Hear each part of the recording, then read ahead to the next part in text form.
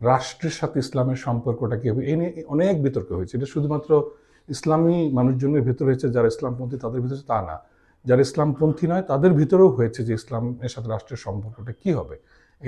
এইখানে আমাদের এক ধরনের অস্পষ্টতা ছিল। এনিওয়ে, যেমন মাওলানা মওদুদী এক ধরনের স্পষ্টতা দেওয়ার চেষ্টা করেছেন যে আমরা ইসলাম ভিত্তিক রাষ্ট্র তৈরি করতে পারি।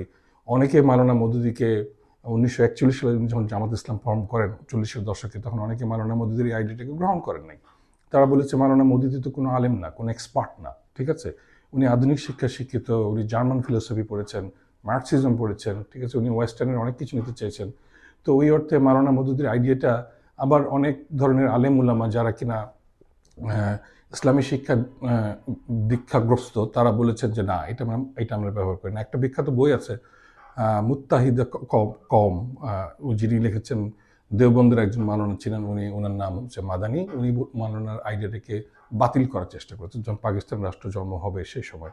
উনি বলেছেন যে মানে ইসলামী রাষ্ট্র তৈরি করতে হবে এমনটা না, এমন কোনো ধরনের শরিয়া ব্যাখ্যা আমরা দেখি না। আমরা অখণ্ড ইন্ডিয়ার ভিতরেও বসবাস করতে পারি যদি আমাদের ধর্ম নিয়ে কোনো সমস্যা না থাকে, আমাদের ধর্ম প্র্যাকটিসে বাধা না দেওয়া হয়। তাহলে দেখা যাচ্ছে যে যারা ইসলামপন্থী, ইসলামী শিক্ষা দীক্ষা দীক্ষিত, তারা যে মতবাদগুলো তৈরি করেছে, এই মতবাদগুলো তৈরি করতেও এক ধরনের রেজিস্ট্যান্স হয়েছে, এক ধরনের ডিবেট হয়েছে, বিতর্ক হয়েছে। তো এই ডিবেট, বিতর্ক, রেজিস্ট্যান্স, এগুলো সবগুলোই আসলে মডার্ন প্রপঞ্চ, আধুনিক প্রপঞ্চ আমরা বলতে পারি।